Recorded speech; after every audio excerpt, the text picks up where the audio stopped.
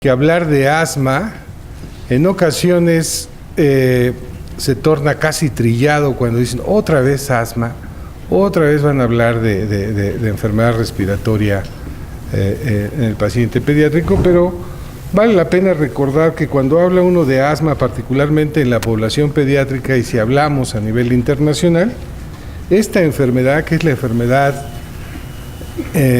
pulmonar crónica más común en el paciente pediátrico, también es uno de los principales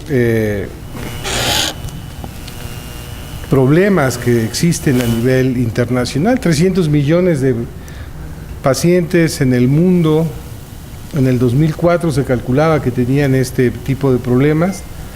Si calculamos que la población mundial abarca un poco más de 7,000 millones de habitantes, pues considerar a 300 millones para el 2004 con enfermedad asmática significa que es un problema global que desafortunadamente, a pesar de lo que se conoce y se sabe en la actualidad de esta condición, no ha sido posible su control y mucho menos disminuir su prevalencia. No quiero aburrirlos con estadísticas, pero en tesis general, la distribución o la prevalencia a nivel internacional calculada en diferentes grupos etarios ubica a nuestra república en una incidencia que varía entre el 8 al 10% de la población general. Si ustedes recuerdan, el INEGI calcula alrededor de 120 millones de mexicanos en el último censo. Y si nos están diciendo que hay entre 8 y 10% de pacientes con asma en todas las edades en México, pues muy probablemente estemos hablando de un poco más de 10 millones de mexicanos que tienen este problema, tanto niños como adultos. Luego entonces es fácil entender que en algún momento de nuestro ejercicio, nuestra quehacer como médicos cotidianamente, vamos a confrontar a un adulto o a un niño con este padecimiento. Las estadísticas a nivel internacional muestran que, si bien es cierto, hay un descenso conforme se incrementa la edad de los pacientes, este descenso o las causas de este descenso no son bien establecidas. No son bien establecidas en función de que sabemos que el incremento de la enfermedad asmática en la población infantil va en aumento. Y si hablamos de una enfermedad que no se cura, habría que decir que en lugar de una disminución, tendríamos que observar un incremento en edades posteriores.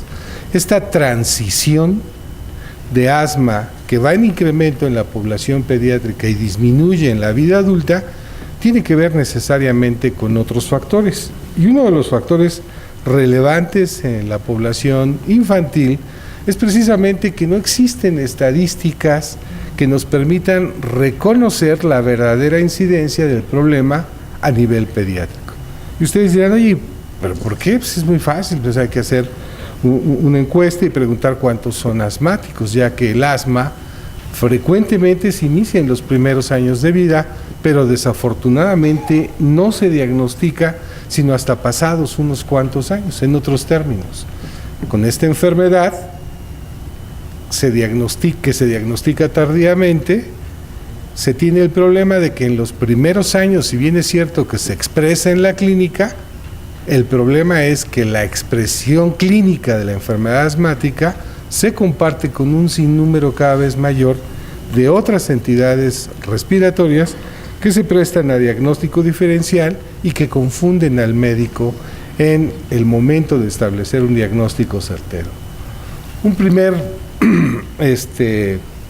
parteaguas en estos aspectos es recordar con ustedes que hablar de prevalencia de asma a nivel internacional es hablar de una enfermedad altamente variable que va en incremento a nivel mundial. Para el 2025 se espera que haya un total de 400 millones de pacientes asmáticos, que si bien es cierto se inicia en los primeros años de vida, sigue siendo una enfermedad que se diagnostica de manera tardía, lo cual favorece que la morbilidad asociada a esta entidad cada vez sea mayor y se cuestione el concepto de que, si bien es cierto, Es una enfermedad que cobra 1 de cada 250 muertes a nivel internacional.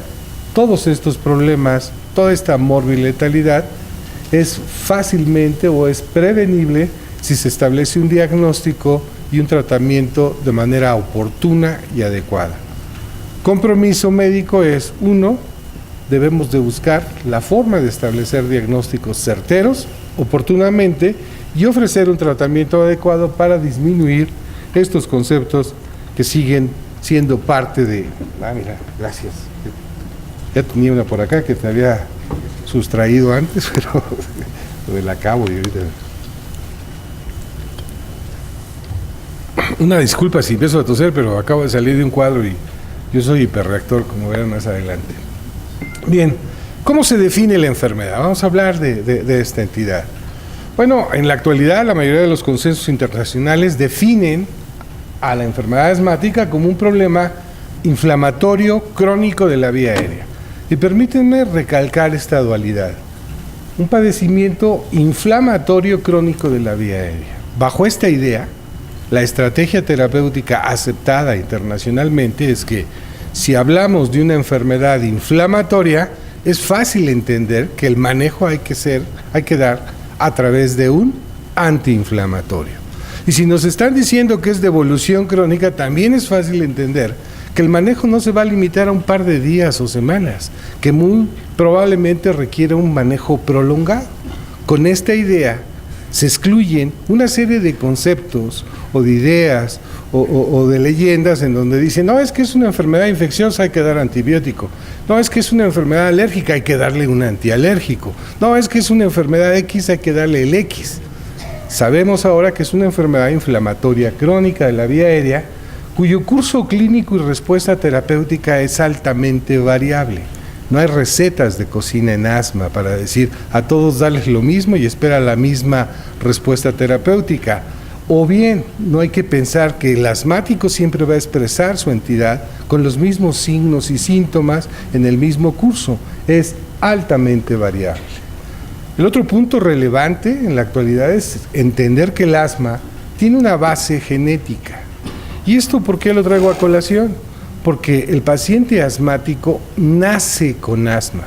No se hizo asmático porque el doctor Cuevas no le trató las infecciones respiratorias adecuadamente de chiquito, no. Nació con asma, nace con una carga genética que le dice, tú eres asmático. ¿Qué necesita ese paciente que genéticamente está predispuesto?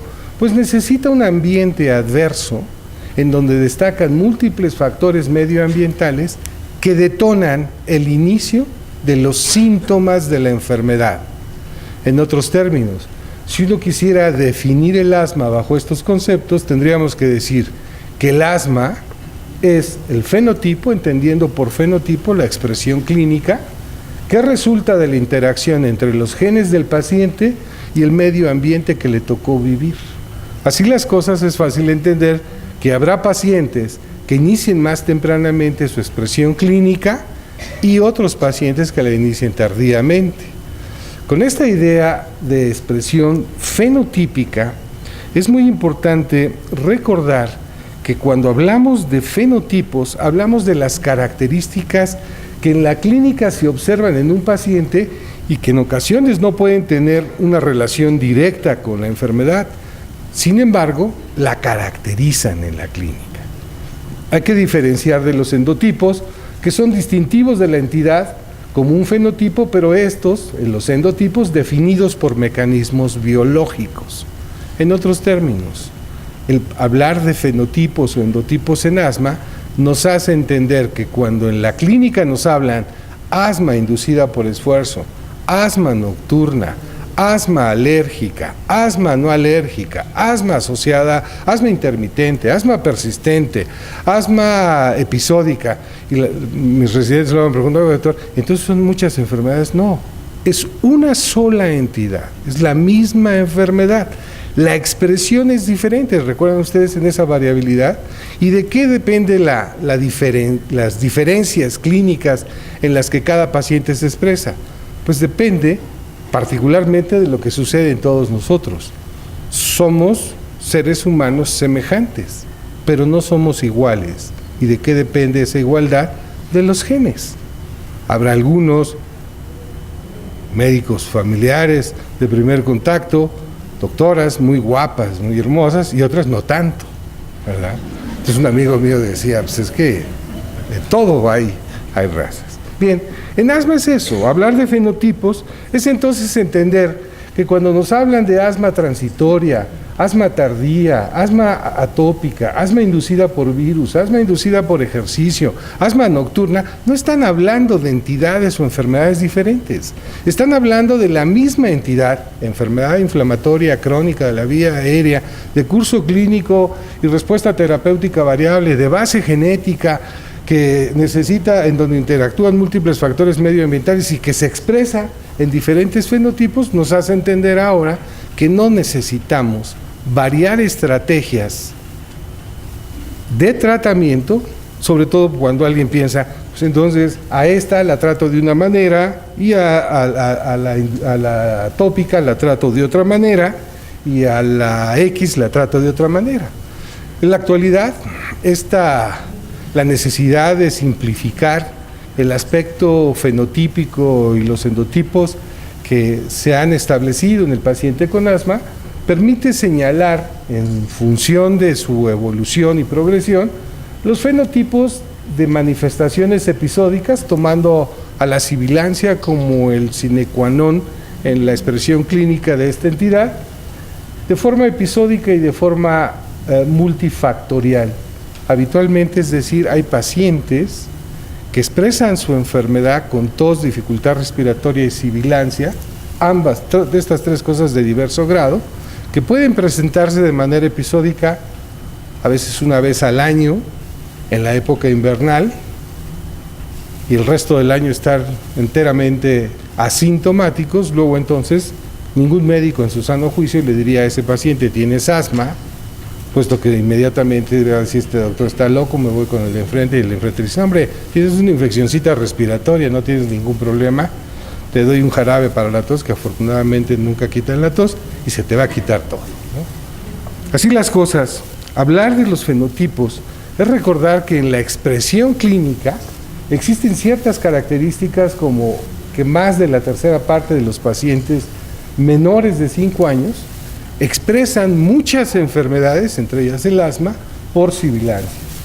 Que la sibilancia es de origen multifactorial. Habitualmente persiste el paciente sintomático entre uno y otro episodio, y que debe uno diferenciarlas de las que son episódicas, en donde el periodo intercrisis luce completamente asintomático y dificulta para el médico tratante, sobre todo el que ve pequeños pacientes, de establecer un diagnóstico de certeza en forma oportuna. Hablar de sibilancias episódicas, transitorias, multifactoriales y persistentes es recordar, realmente son lo mismo cada vez que veamos un paciente con estas características, o son manifestaciones clínicas de otras enfermedades. Con esto, que parecería más bien complicar cómo hacer el diagnóstico que simplificarlo, pues debemos de recordar cuáles son las bases para establecer el diagnóstico, particularmente en el paciente pediátrico. Son 3 aspectos que se proponen, necesarios para que el médico sospeche de manera fundada y establezca de manera racional el diagnóstico de asma. El aspecto clínico. En el aspecto clínico es necesario que el médico tome en cuenta la presencia de signos y síntomas que sugieran en la esfera respiratoria obstrucción intermitente y variable al paso del aire. Desde el punto de vista funcional, el asma es una entidad que dificulta el paso del aire. Veremos más adelante que la expresión clínica en eso se centra. Luego entonces tengo que buscar signos y síntomas. No voy a preguntarle al paciente si le salieron ronchas o si tiene una examen en sangre con un nivel elevado de inmunoglobulina E. Tampoco le voy a preguntar si tiene fiebre, no. Lo que debo de investigar en la clínica es: ¿tiene manifestaciones clínicas que me sugieran obstrucción intermitente o continua al paso del aire? ¿Cuáles son? A lo mejor el paciente que tiene dificultad respiratoria, si es mayor, a lo mejor tiene les expresa la disnea, si es un poquito más abusado va a decir tengo sensación de opresión torácica, no puedo respirar, doctor, me falta el aire. El pequeño paciente no les va a decir eso, pero la mamá les va a decir respira con dificultad, doctor. Particularmente lo veo que respira como perro cansado en las noches. En ocasiones veo cómo abre la boca y jala aire, en ocasiones ronca, tiene ruidos extraños, tiene ronquido, pero particularmente lo que le traduce al médico un fenómeno obstructivo es el fenómeno silbante. La sibilancia, como la tos espasmódica inducida por el esfuerzo por condiciones medioambientales, traducen en la clínica obstrucción intermitente al paso del aire. Pero ustedes van a decir, oye, pero la tos, la sibilancia, la dificultad respiratoria, la da cualquier infección respiratoria, entonces, ¿cómo voy a saber si eso es asma? Necesitamos entonces, en el cortejo clínico, sospecharla. Demostrar en la función respiratoria esa obstrucción reversible al paso del aire es un factor deseable, pero no es obligado ni necesario.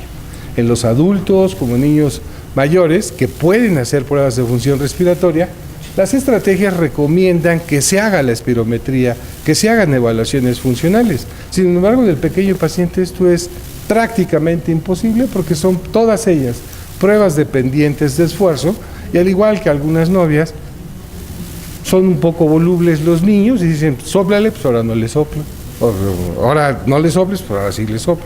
Entonces, no se preocupen si no tienen esta evaluación funcional. Lo que sí es, traten siempre de establecer un diagnóstico diferencial. Entonces, dicen, oye, pero no me has resuelto el problema. ¿Cuál es el cuadro clínico del paciente pediátrico con asma? Ya dijimos. Manifestaciones clínicas que sugieran obstrucción al paso del aire, tos espasmódica, habitualmente predominio nocturno inducida por esfuerzo, sibilancias, particularmente expiratorias bilaterales, dificultad respiratoria de diverso grado. Pero esto ya mencionamos que también es el cortejo clínico de las infecciones respiratorias. ¿Cómo hacer entonces un diagnóstico diferencial si el diagnóstico funcional no es válido? Bueno, se propone que en el paciente menor de 5 años se busquen escalas predictivas que nos permitan acercar a un diagnóstico certero en los primeros años de vida. Luego entonces el menor de 5 años con un cortejo sintomático de tos, sibilancia, dificultad respiratoria intermitente, persistente, inducida o no por el factor que ustedes quieran, con un índice predictivo positivo, tendrán ustedes en 2 de cada 3 pacientes la certeza de aseverar que en el 75-80% de las ocasiones ese niño con esa expresión clínica es asmático y va a persistir asmático el resto de su vida. Si el paciente es mayor de 5 años y puede hacer función respiratoria, pues se propone que hagan la evaluación funcional respiratoria para apoyar el diagnóstico. Este es el índice predictivo de Castro Rodríguez, el más usado, aceptado, en donde la asociación al cuadro clínico de tos, sibilancia, dificultad respiratoria, en el que haya un criterio mayor, ¿qué hacemos? Es historia clínica. Dígame usted si su papá, su mamá, sus hermanos, alguien en la familia es asmático o alguien en la familia tiene componentes de antecedentes de atopia, manifestados ¿por qué? Por algún tipo de enfermedad alérgica. La mamá tiene dermatitis atópica. En el paciente, sobre todo, tiene manifestaciones de sibilancia no asociada a infección respiratoria aguda. Es el niño que tiene tos, le silba el pecho y tiene dificultad para respirar, pero no tiene fiebre. ¿Sabe qué, doctor? A cada rato empieza con muchos mocos, estornudos, empieza con catarro, se le baja el pecho, le da tos, le da más tos cuando corre, más en la noche, le falta el aire, le silba el pecho. Pero qué raro, no tiene fiebre. Y ya le di un chorro de antibióticos, y no tiene fiebre. Los antibióticos no son para la fiebre ni para quitarle la tos. Y ya le di un jarabe, y ya le di el otro, y el niño sigue igual. Ese es el cortejo que el índice predictivo toma en el antecedente para establecer el diagnóstico de esta enfermedad. Junto con esto, la evaluación funcional, el concepto de inflamometría, no quisiera yo enredarlos, pero junto con el concepto funcional, el diagnóstico diferencial basado en la clínica le permite al médico entonces tener la sospecha sustentada de que ese cortejo clínico con un índice predictivo positivo les permite hacer el diagnóstico de asma. Hay guías que proponen, si usted, señor doctor, piensa que el niño tiene asma, ha buscado en el diagnóstico diferencial una serie de entidades que no puede establecer, trátelo como asmático, porque la respuesta terapéutica a un manejo adecuado del paciente con asma es, como en muchas otras entidades, un factor de certeza para establecer el diagnóstico. Vamos, en otros términos, si yo le doy tratamiento, si descarto una serie de entidades que dan el mismo cortejo clínico y le doy manejo para asma y el paciente mejora en la condición clínica y se controla, pues muy probablemente estén ustedes ante un paciente que en realidad tiene asma, independiente de que si tiene 1 año, 2, 3, 4 años, que en ocasiones es la etapa en donde el médico no quiere decirle a los familiares que ese pequeño tiene una enfermedad crónica, incurable y que lo va a acompañar el resto de sus días. ¿Cuál es el objetivo cuando hablamos del manejo del paciente asmático? Pues es el control. El control, como sucede en la disfunción eréctil, en el paciente con asma, primero hay que alcanzarlo y luego hay que sostenerlo, porque no es nada más, ya le di manejo y le quité la tos, la sibilancia. Una vez que alcanza mi paciente un estado clínico que le permite tener una vida plena, no el niño encerrado en la burbuja, no el niño que el médico le dice, no lo lleve a nadar, no lo lleve al club, no le compre paletas, téngalo bien abrigado. Eso es una aberración completamente. Una vez que el niño está controlado, hay que saber cómo sostenerlo. ¿Sostenerlo cuánto tiempo? El tiempo que el paciente viva, el tiempo de vida. También un maestro mío señalaba que la calidad de vida, cuando hablemos de calidad de vida, la calidad de vida es más importante que la vida misma. Luego entonces no nomás es, le doy medicinas para que esté bien. Yo trato de recuperar en mi paciente una vivencia plena. Luego entonces, generar estrategias de no lo saque, no le compre mascotas, no le dé paletas frías, abríguelo como oso todos los días, aunque sea verano y se esté muriendo de calor, sino buscar la estrategia que permita alcanzar y sostener ese control. Desafortunadamente, a nivel internacional, los lineamientos señalan que siguiendo estrategias puntuales, el control apenas se alcanza en el 10% de los pacientes. Frecuentemente la explicación es la débil correlación que existe entre la clasificación objetiva de control y la percepción de los pacientes sobre su nivel de control. Yo, médico, digo que estás controlado. ¿Por qué? ¿Cómo está tu hijo? Pues está muy bien. ¿Ya no tose? No. ¿Le sirve el pecho? No. Ah, qué bueno. Yo, médico, digo, está controlado.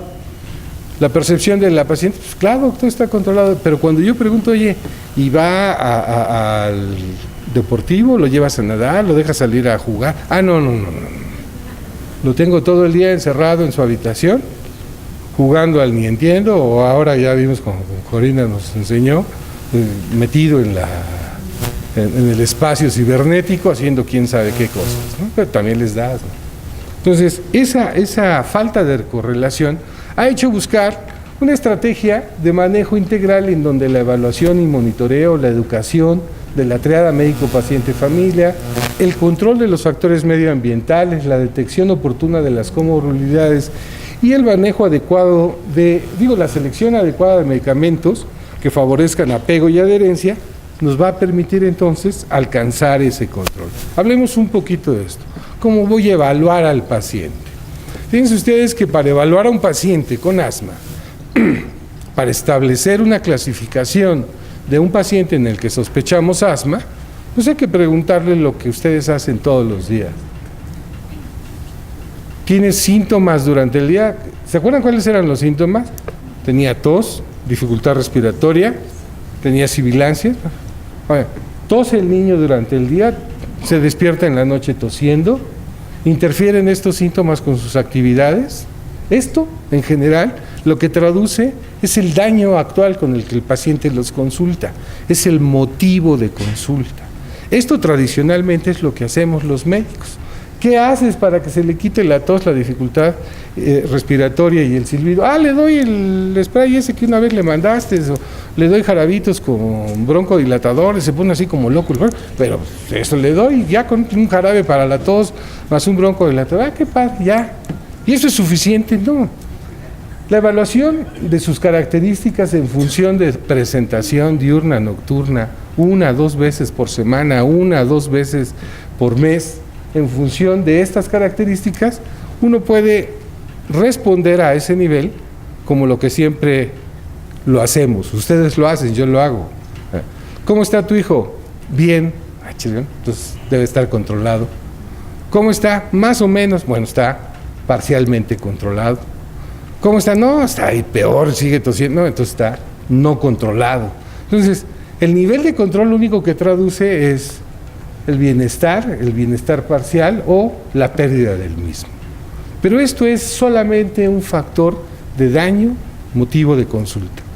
Lo que debe uno hacer en esa evaluación es considerar el riesgo que corre de no controlarse un paciente adecuadamente y de llevarlo a una pérdida funcional respiratoria, a exacerbación de complicaciones, a comorbilidad asociada y a un mayor deterioro que en el campo genérico muchas veces hace que el médico diga, qué interesante, yo le di su broncodilatador y su antiinflamatorio y se lo di como 2 semanas y ahora resulta que trae fibrosado parte del pulmón, ahora resulta que no creció, ahora resulta que trae hipertensión arterial pulmonar. Eso no lo tenía cuando yo lo traté.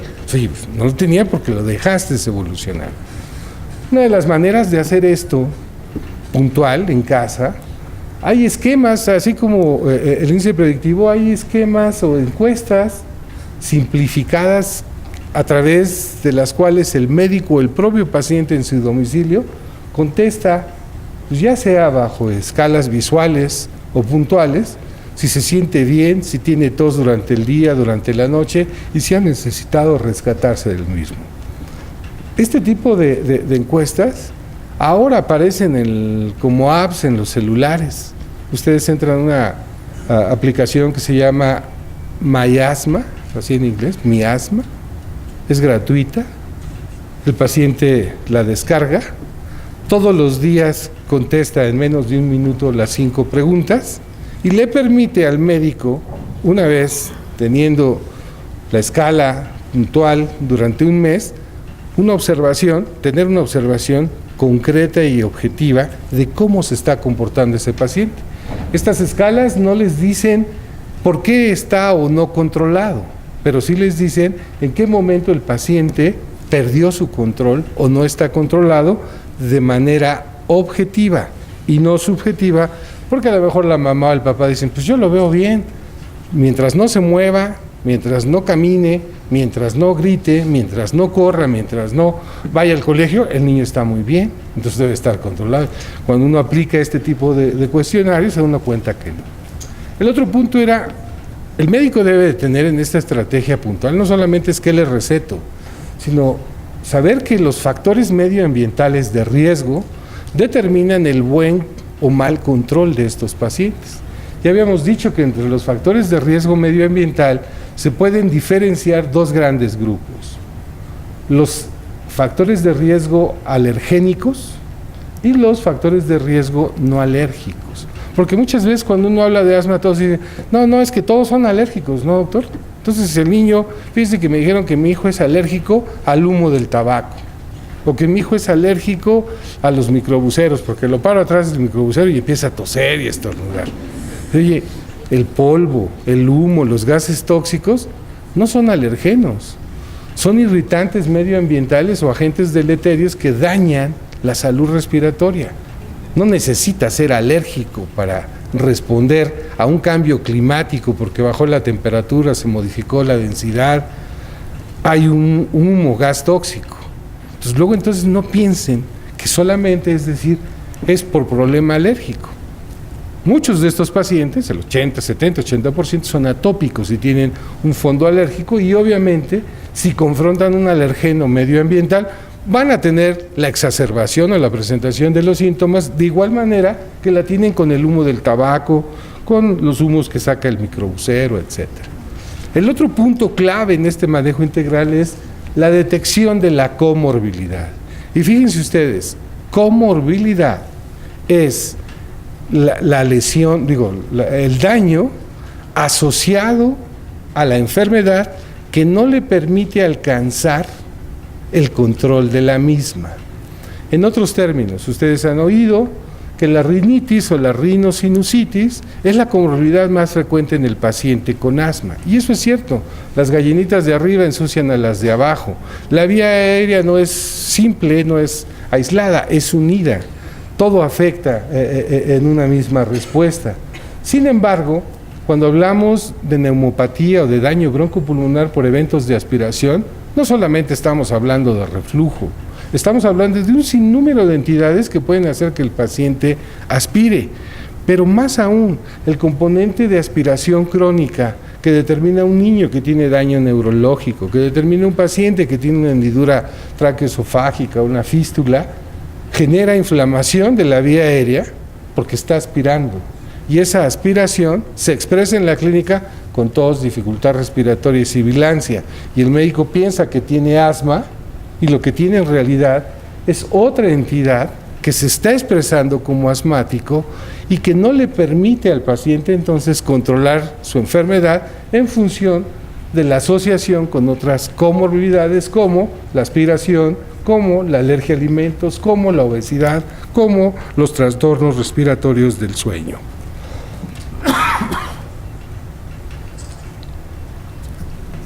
Si el paciente está controlado,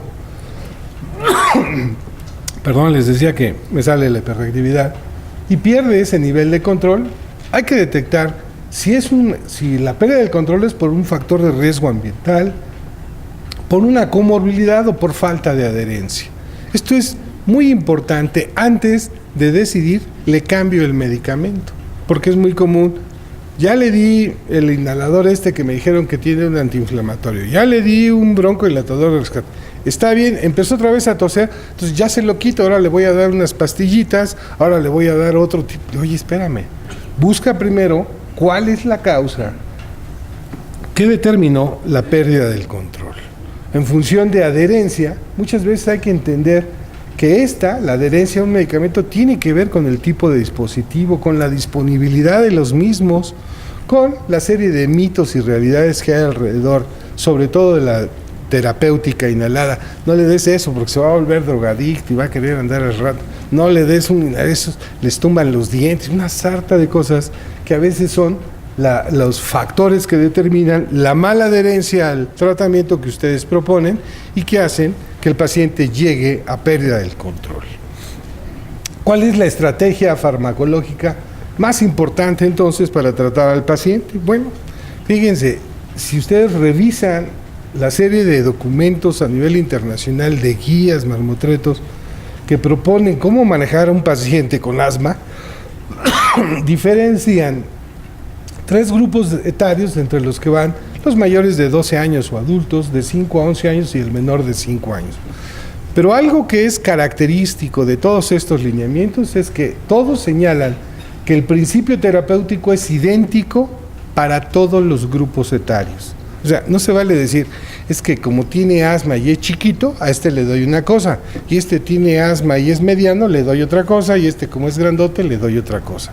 O sea, no piensen que hablar de asma a los 2 años se debe de tratar de manera diferente que si hablamos de asma a los 80 años. Estamos hablando de la misma entidad, una enfermedad inflamatoria crónica de la vía aérea, de curso variable y respuesta terapéutica diferente, que tiene que ver con factores genéticos y exposición a factores medioambientales, en donde el médico debe primero establecer el diagnóstico, generar una estrategia médica, no solamente terapéutica, control de factores medioambientales, detección de comorbilidad, adherencia, para irse al tratamiento farmacológico que sabemos es el mismo. Muy probablemente la dosis será diferente. Y como ya habíamos mencionado, en la disfunción eréctil hay que alcanzar y sostenerse. En el paciente asmático hay que alcanzar el control y hay que sostenerlo, no solamente ofrecerlo. ¿Cómo ofrecemos el control? ¿Cómo ofrecemos alcanzar el control? pues, incrementando o disminuyendo los fármacos. Pero hasta aquí ustedes miran, oye, pero no se has hablado de ningún medicamento para controlar el asma. Y de seguro hay muchos medicamentos que se usan para el control del asma. Hay medicamentos untados, tomados, inhalados, inyectados. Entonces no nos has dicho cuál es el mejor. Nos has hablado de la fisiopatogenia y de estrategias generales. Bueno, los lineamientos internacionales generan ellos tablas, y la que ustedes revisen, el lineamiento que ustedes revisen, no se crean cuando les digan, es que dependiendo del grupo es el manejo, es el mismo. Todos los lineamientos establecen un principio básico. Si hablamos de una enfermedad inflamatoria crónica, hay que darle un manejo antiinflamatorio por tiempo prolongado. Y estas son las tablas donde ustedes van a ver que proponen a la terapia esteroidea inhalada como la base o la plataforma donde el médico se coloca para iniciar el tratamiento del paciente con asma. Llámese niño de 2 años, llámese fulanito de 80 años. Hay que darle una terapia antiinflamatoria inhalada. ¿Y por qué lo digo? No, es que a mí me dijeron que hay que darle inyecciones de esteroides, porque yo he visto que así los manejan.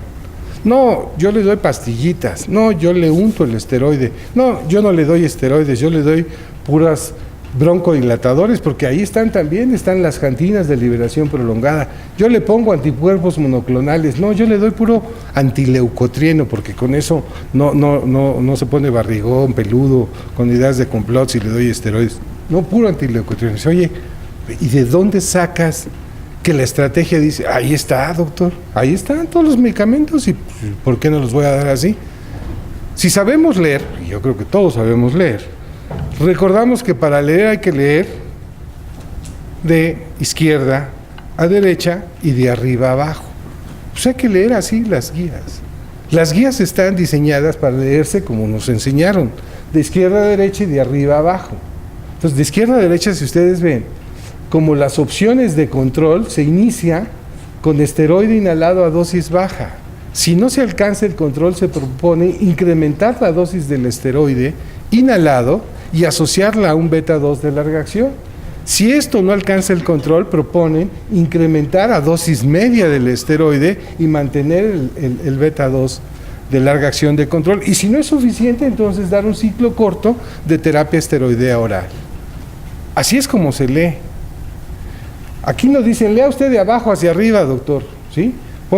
Empiece usted primero leyendo aquí donde dice teofilina. Dele teofilina y luego brínquese aquí, dele un antileucotrieno y luego dele un poquito de esteroides. No, hay que seguir la lectura de estos lineamientos y todos dicen exactamente lo mismo. Oye, pero es que tiene 2 años, entonces yo le voy a dar por antileucotrieno, no le doy esteroide. ¿Qué hacemos los médicos? Generamos una estrategia que no permite alcanzar el control del paciente o que lo alcanza parcialmente y que contribuye a ese incremento de la morbi-letalidad. Vean ustedes los lineamientos, y lo dejé a propósito en inglés para que no digan, este doctor le cambió. Así es como dicen los lineamientos en los menores de 5 años. La estrategia puntual, nuevamente, es terapia esteroidea inhalada de dosis baja en incremento dependiendo del nivel de control que tenga el paciente. Este es lo que sucede frecuentemente en la respuesta terapéutica. Si el paciente está bien establecido el diagnóstico, tratamiento adecuado, el control es total. Lo frecuente, como ya dijimos, es que se establece el diagnóstico, pero el manejo no es el adecuado, entonces hay un control parcial. ¿En qué porcentaje sucede esto? El control total en menos del 5% y el parcial en la mayoría de los casos. Y la pregunta es, ¿por qué es en la mayoría de las ocasiones que no alcanzamos el control? Porque cada quien trata, como uno cree, que debe de ser tratado el paciente con asma. Pues a mí me funciona así, yo le doy jarabes, yo lo inyecto y con eso me canso que le quito la tos y la sibilancia. Muy probablemente esto es cierto, pero nomás recordando que esto es cierto sobre todo para la fase de daño, la fase aguda, y no viendo el riesgo futuro y el nivel de control. Estos son otros 2 aspectos, asmáticos de difícil control hay, pero esto es menos del 2%, y muy comúnmente, en ocasiones estamos tratando pacientes como asmáticos y en realidad lo que tienen es otra entidad. Estas son las bases, no los entretengo, de la terapia combinada y los estudios que demuestran esto. Pero yo quisiera llevarlos a que muy frecuentemente el pragmatismo de los médicos nos hace menospreciar lo que otros dicen. Y cuando uno dice, señores doctores, ustedes saben que hay lineamientos internacionales para alcanzar el control, desafortunadamente no el 100% dice sí. Y de los que dicen sí, uno les pregunta, ¿y los han leído? Otra vez, desafortunadamente el 100% no dicen sí, los he leído. Y de los que los han leído, uno pregunta, ¿y los aplicas? Desafortunadamente otra vez, no todos dicen sí los aplico. Muchas veces ni los conocen, ni les interesa conocerlos.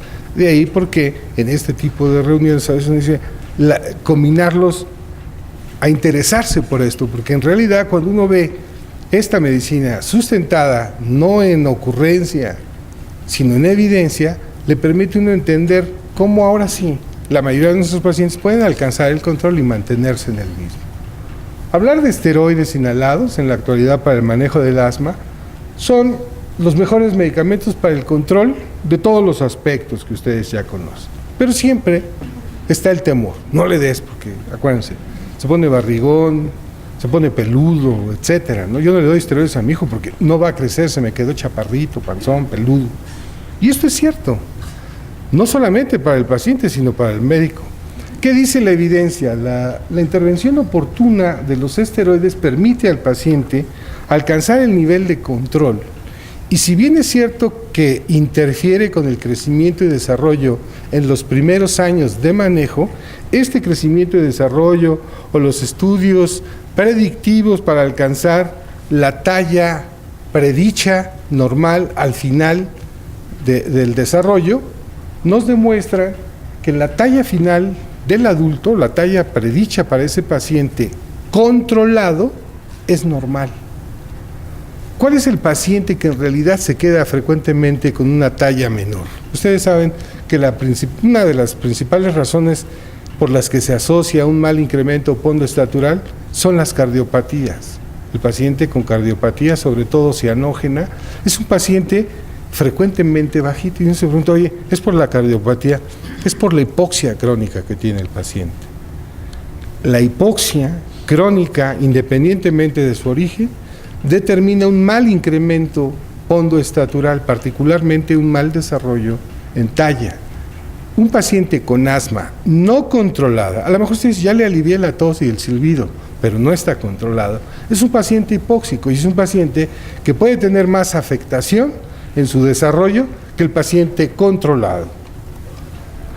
Oye, y los efectos locales, si bien es cierto que los sistémicos con un control adecuado se evitan, los locales, como la moniliasis, la disfonía, disminuyen simple y sencillamente cuando uno le dice al paciente, por favor, lávale la boca a tu hijo después de la aplicación del medicamento, o bien usa un espaciador.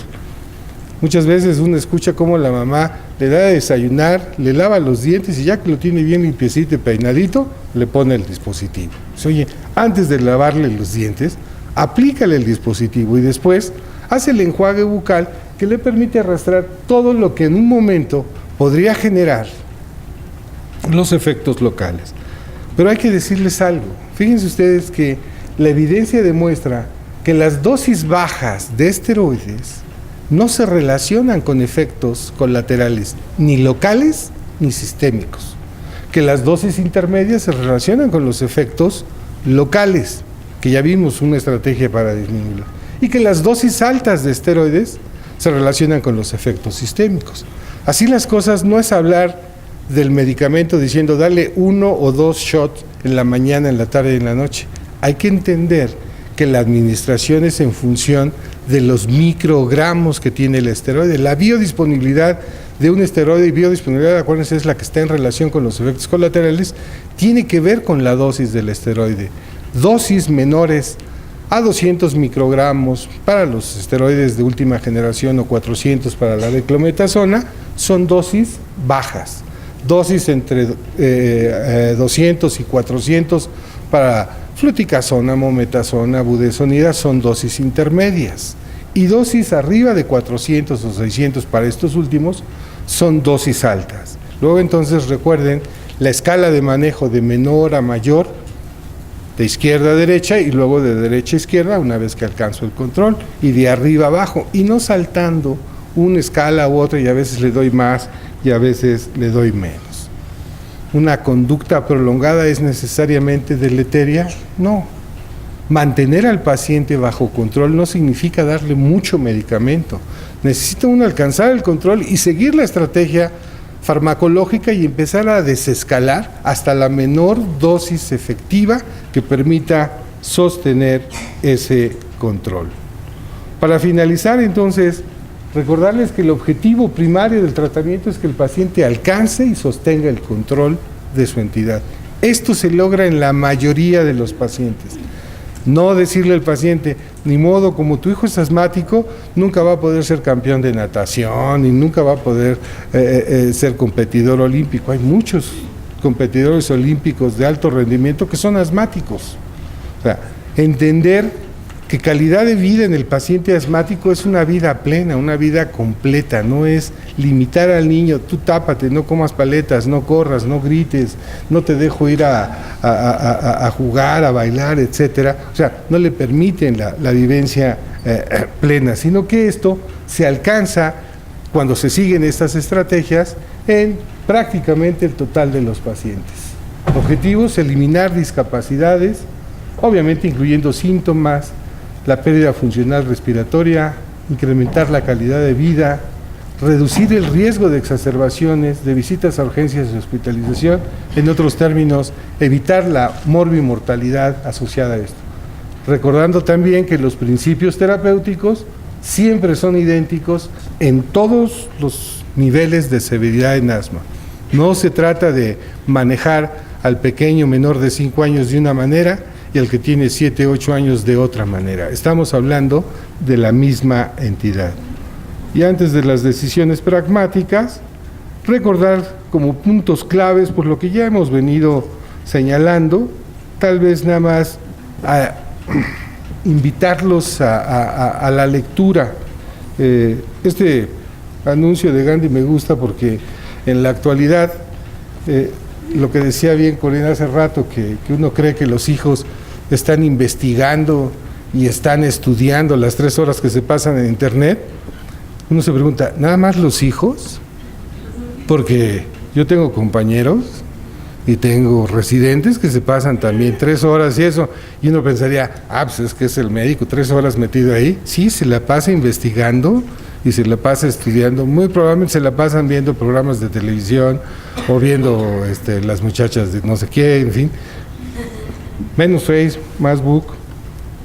Una invitación nada más recordándoles que a fin de este año vamos a organizar el Congreso Latinoamericano de Neumología Pediátrica. Viene gente de todo el mundo, pero particularmente de países latinos, que nos permiten intercambiar opiniones en países que padecen la misma problemática en función de recursos, de disponibilidad de medicamentos y de conceptualización de problemas. Muchas gracias.